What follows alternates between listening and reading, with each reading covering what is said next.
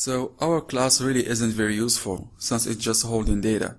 It doesn't have any kind of way for us to manipulate that data, and it doesn't do anything besides hold data. Really, a class needs to have methods as well. So let's look at how we can create a method and what a method really is in Java. So we had talked a little bit about methods before, and looking at our printer class here, what we had said about methods before is that a method is a way to act on some data or to manipulate that data that's related to the class or related to that data that belongs to that class. So let's do something useful. Let's create a way to print. So a printer should be able to print something, and in this case we are not going to try and print something to paper. We're just going to print out the model number in this example.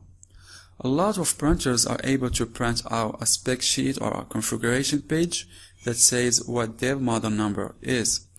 Let's create that kind of capability. So I'm going to use the syntax again. Don't worry about this access modifier yet. We will cover this a little bit more but later. But this just tells you that anyone can call this.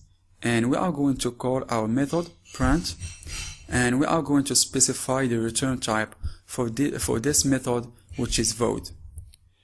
This keyword void basically tells us that when we call this method, there is not going to be any result from this method. It's not going to return back a value. When you create a method, you could also return back a value and then use that value. So a method can be used to perform a calculation. In this case, we are going to create the sample case first, which is basically to just do something. So let's have our method print the model number. So let's call system.out.println, and then let's have it print the model number. And you will notice also that I don't have to say printer or my printer or anything, a model number. Instead, I'm using this class level variable. So from within your class, a method in your class can use any data in that class. So it can just reference model number, and it's going to use whatever we set the model number to. Now you will notice a problem here, which is what happens if we don't set the model number. And that we are going to cover when we get into constructors.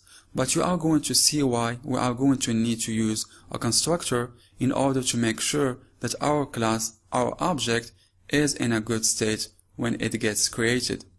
So let's go ahead and try this out and see how this print method would work. So we can go in here, and I'm going to eliminate these lines that we are doing the print, and now we are going to call myPrinter.print. Now what's going to happen is we are going to call this method on our object, this print method, and this print method is going to actually do the print line. So let's go ahead and run this and see what happens. You can see IBCD is printed out, so that's how you can create a method.